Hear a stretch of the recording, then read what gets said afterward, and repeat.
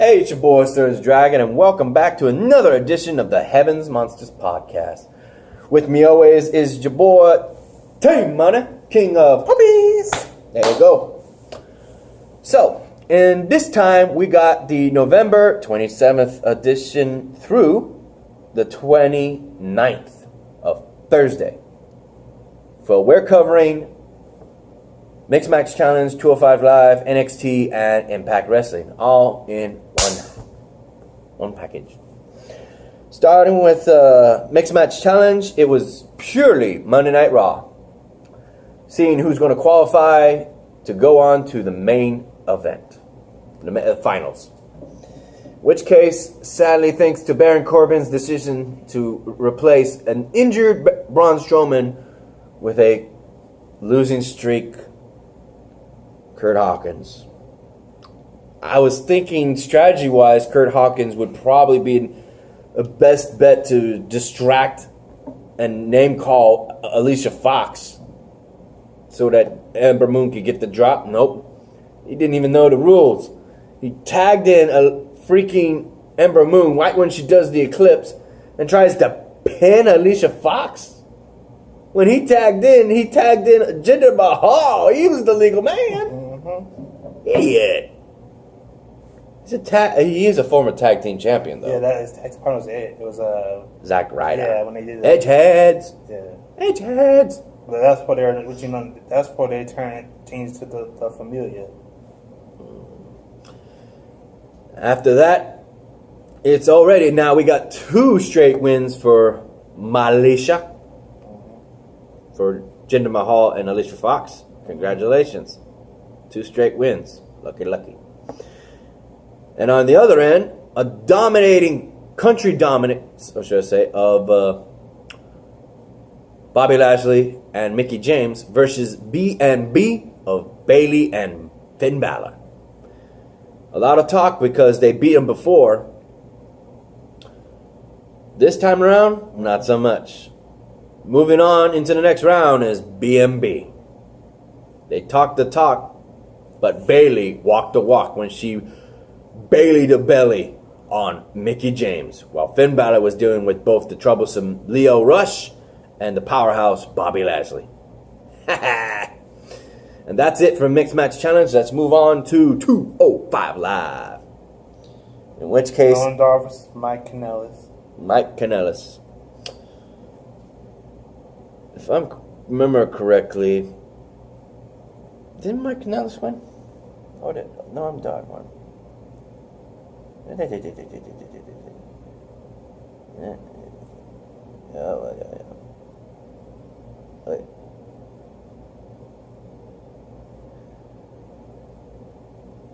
Yeah, it says here, right?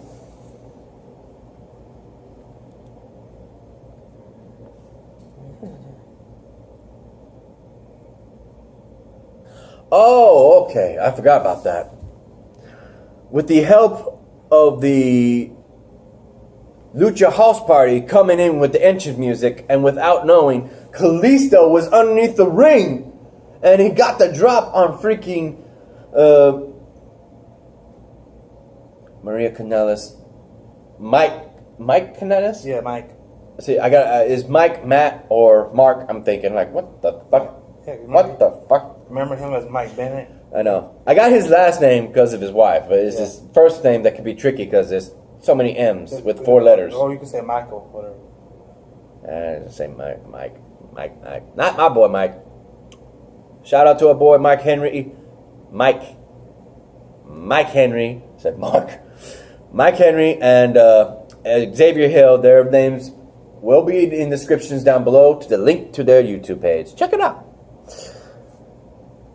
So it was funny, but nonetheless, Nolan Dar got the win. I was thinking he got the loss because of his wife would have helped.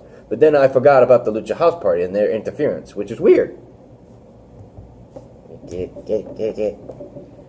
And the next match after that would be Hideo Itami versus just somebody else, just another person. Who wants to make a name for himself? Yep, didn't do it. He was the second official pawn. Ended up getting taken out by Hideo Itami and what's his name?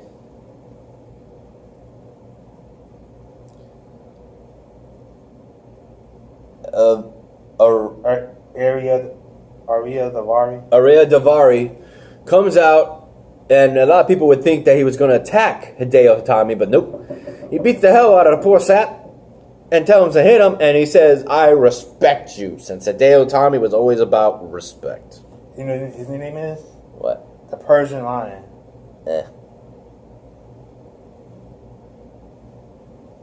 And finally, we have a tag team match between Buddy Murphy, Tony Nese versus Alistair Black. Not Alistair Black. Okay, Alexander. Cedric Alexander and Mustafa Ali. And finally, after a long time, thanks to the good best friend tag team between Cedric and Mustafa, they managed to get the drop on Buddy Murphy for his first loss after winning the Cruiserweight Championship. Tag team match, not singles match, still lost because he was the one that was pinned after a gut wrench or whatever you call it.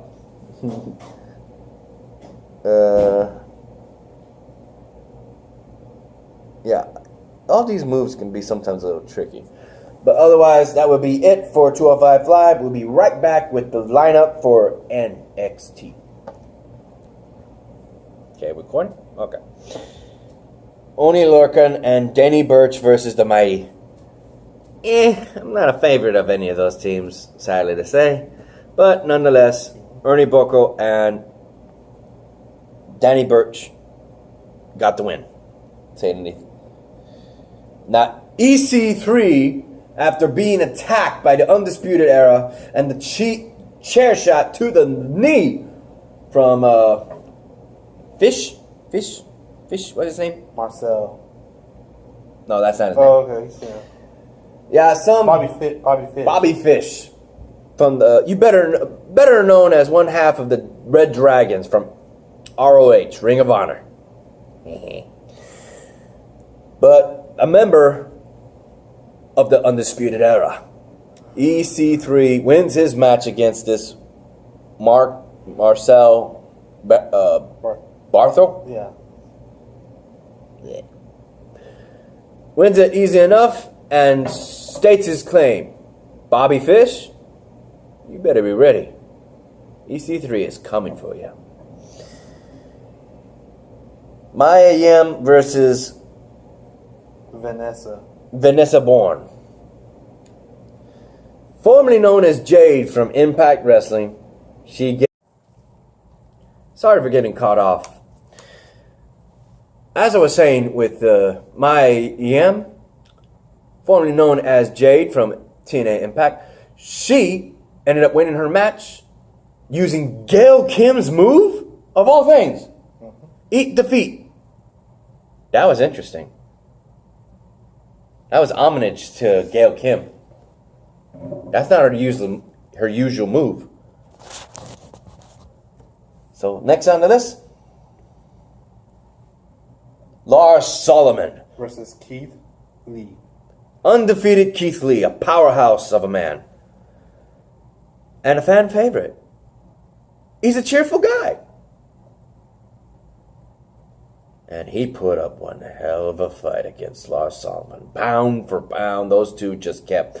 And he can jump out of the ring. He freaking did a corkscrew in the air while jumping over the ropes onto Lars Solomon outside the ring. Good Lord, have mercy on us all if that man landed on the audience.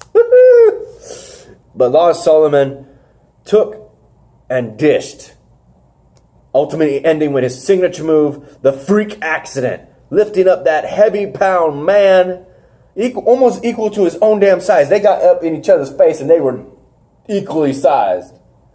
But he lifted him up like he was nothing, like the namesake's Freak Accident, ended up pavement on the mat, getting him the 1, 2, 3. Keith Lee's undefeated streak ended by the hands of Lars Solomon, who is currently being said by both SmackDown and Raw, he is a free agent, and they're looking to see who can get his favor more. Hopefully I see he's on SmackDown, because we already got Braun Strowman. I want to see somebody like Lars Sullivan on SmackDown. Give people like Samoa Joe, AJ Styles, Daniel Bryan, everybody, even Randy Orton, a run for their money. Okay, here we go. What the? And that would end the show. Now, ladies and gentlemen, let's hit it with some TNA Impact. It's going to be good. We'll be right back while we get that set up to the show. And we're back. So, first up, Rick Swann and the Mac versus the Lucha Brothers. Pentagon Jr. and the Phoenix. It was one hell of a match. And the Lucha Brothers were just stunt after stunt after stunt. And it was beautiful how they won their match as brothers. Ultimately, I heard it. I saw that. After the match, when they won, LX shows up and offers them a tag team title shot match. Because they fought so many people and they figured it's about time Familia got their chance. In the back, though, Conan is pissed. Yeah. And he has every right to. He was letting know what happened to when between his buddies Rey Mysterio, his fellow 50 Ammo buddies Rey Mysterio, Juventud Guerrero, and Eddie Guerrero, and Kidman. In his history, a lot of times when best friends fight, good tag team partners and all that, fight each other, a line is crossed and who is better is put into question. Win and losses. And he said that none of them ever talked to each other. Close friends, homies, family, end up being bitter enemies. And that's what he feared with the LAX fighting the Lucha Brothers, but the Lucha House Party. When they fight the Lucha Brothers, he's afraid that when they cross that line, there's no going back. There's going to be a bad feud between them. That's what he predicts. In which case, he says, I got to go take care of something. Take care of what? I guess he means that he's going to try to talk to the Lucha Brothers. That or the three old men. Yeah, the godfathers of Lucha. In which case, next after that... Oh, yeah, we said... No, what did I do? What did I do? I'm not used to his phone. I can't pronounce that name. What's that say? Jordini? Yeah. Jordini? I'm sorry if I butchered that. Jordini Grace versus Katarina. Ultimately, the powerhouse newcomer puts her in a bear hug hold and just squeezes her ribs to the point she is in utter pain. Ref calls it by submission. Woo. I know she used to be Grado's ex-girlfriend, but... And she was known as WWE's Katie Lee Burchill. Next. My girl, Taya Valkyrie. Taya. Who's no longer the Valkyrie. She's got new music. Yep. And she's still the Valkyrie. It's even on the freaking music on the new video with Taya Valkyrie in the spray can. Yeah, but she's no longer the queen. Versus a new girl, Raylene? Yeah, Raylene. Raylene. She shakes her butt in Taya's face in one point of the match, and that was it. She got the drop on her, hooked her legs, and then cross-faced her, bringing her back, and she had no place to go but tap out. In which case is a new submission in her arsenal, in which we're wondering, will that be enough to put... Who? Wait. Her name is... Tessa Blanchard. Against Tessa Blanchard. After that, Taya gets jumped by her. Tessa Blanchard, man. And also, it gets so heated with the referee telling Tessa Blanchard, but earlier that night, saying that when the refs are in the ring, they are the law. Which means you don't put you don't get physical with the referee. So when Taya gets in the ring, that same referee that told her that ended up getting in her face, and she put a freaking headlock on him. Because she felt like she had to do what the referees tell her, because she was a champion. And she wouldn't let go. You had a bunch of referees who didn't want to get their hands on her. You had officials in suits getting out in there, including what was his name? What? That Middle Eastern dude, and X Division. Oh, you talking about Sanjay? Sanjay Duff. Sanjay Duff was there, and it was just until unexpectedly Gail Kim comes out and breaks up the fight.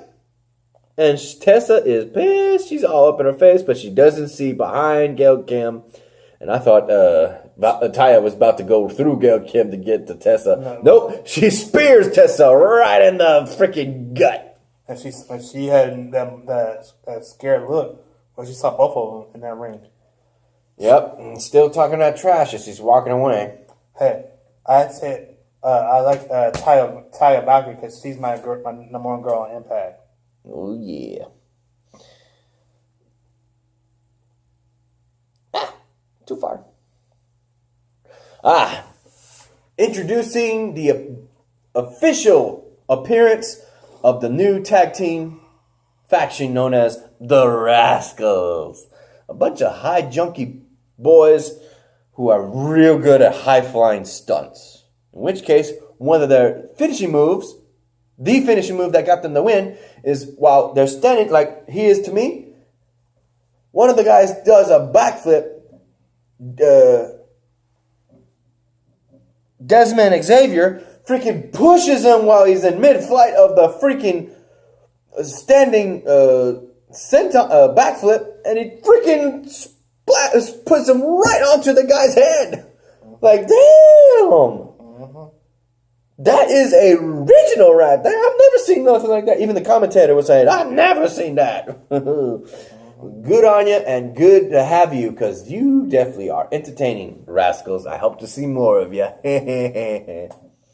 You see me doing that throughout the ring. You do it. You do it. What's going on? What is going on? There you go. Then we move on to Eli Drake. Dummy. Yeah, he is. Versus Tommy Dreamer. Yeah. The innovator of violence, the hardcore legend, Tommy Dreamer. Ultimately, in that match, it was getting a little too heated for Eli Drake, so he goes and takes off. And who's the guy married to one of the knockouts? Johnny Impact. Which one? The commentator. Oh, what's his name? Josh Matthews. Josh Matthews gets a heads up on his comm saying that the match will restart as a no disqualification match. And you would think that would give Tommy Dreamer the edge. Nope. Mm-hmm. Eli Drake, despite all his talk about those matches, hardcore matches. Yeah. Ruining wrestling and himself being a dying breed. He doesn't mind using those methods to put Tommy Dreamer down. But see, everybody and gets the win. But see, Eli Drake should know. Everybody, all the fans love those type of matches. Mm-hmm. That's what makes wrestling more exciting. There is something else, though. Mm-hmm. After that, he goes to the back, and he's got a little envelope with his name on it. Oh. Don't know what was in the contents, but it sure spooked him. Someone, or something could be coming after him. I wouldn't be surprised it's Abyss. Don't be surprised, I won't. Next on the list. Wait, is it Johnny versus... No, wait, it's just the talk. They didn't have that match. Yeah, keep going. I think that's it. Keep going. Oh, yeah. Eddie Edwards is put in the mental hospital, and is under heavy dose of medications to calm down. He was drugged. Mm-hmm. Ultimately, he be talking to his wife, and the doctor already said what I just said, asking her to leave so he can let the medicine work. Later, we have an uninspected guest claiming to be his brother. Like he has that right after all he's done.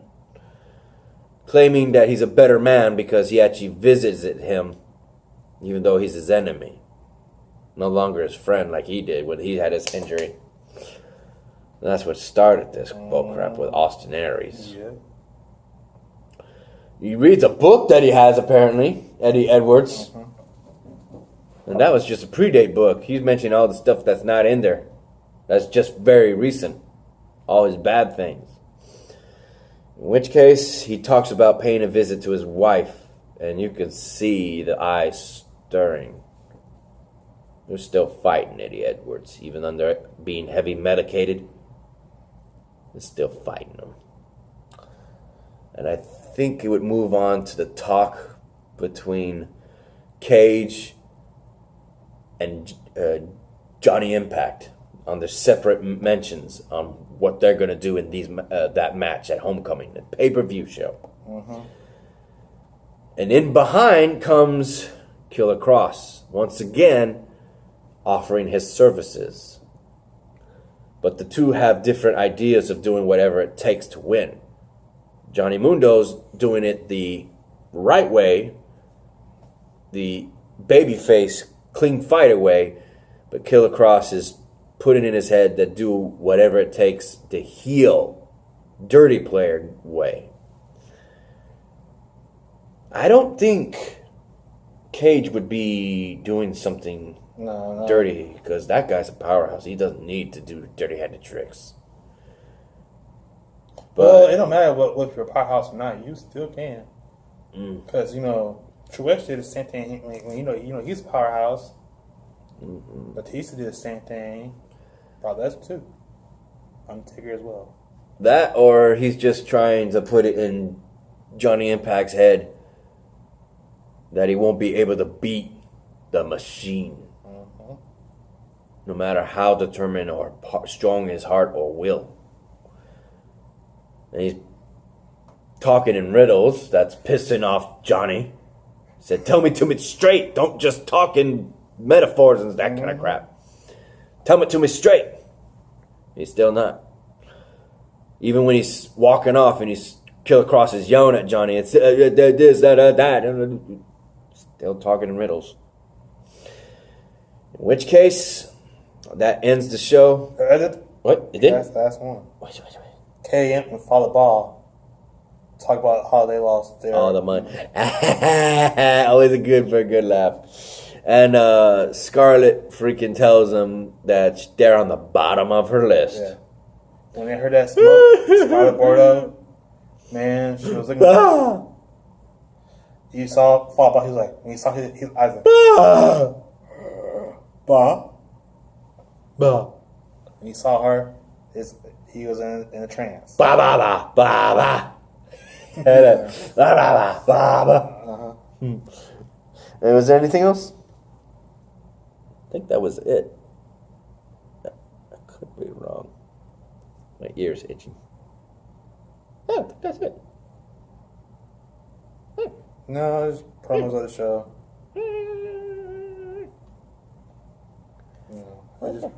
That's it. Well, ladies and gentlemen, that ends this showing. I haven't caught up with Japan Wrestling, and I would not know their names. There's only so many people like Kenny Omega, the Young Bucks, Naito, Hiroshi Tanahashi, or if it's Caucasian, Kaito. Those are some of the names I know, but there's a lot of others that I don't know. Yeah, because some of them can't pronounce for the hell of it. Yeah, some of them are you wouldn't know who they are because some are new. Some has you can't pronounce their names. They're Japanese or Chinese. Nope. Or Korean. And it's very unique names. Yeah. Not used to the Western side. Otherwise, ladies and gentlemen, I do hope you enjoyed this video. Did you? I sure did. And I hope y'all enjoyed your Thanksgiving. Forgot to mention that. But thankfully, with that said, this video now has come to an end. If you liked this video, give it a thumbs up. If you didn't, give it a thumbs down. Hit the subscribe button if you like the content, and hit that notification for the next edition of the Heavens Monsters podcast, which chances are will be next Friday. And I'll upload it, and it'll be uploaded for Saturday, such as this video. So with that said, ladies and gentlemen, we're going home. We're going to go rest, enjoy our weekend. Thank you, everybody. Have a good night. Have a good night.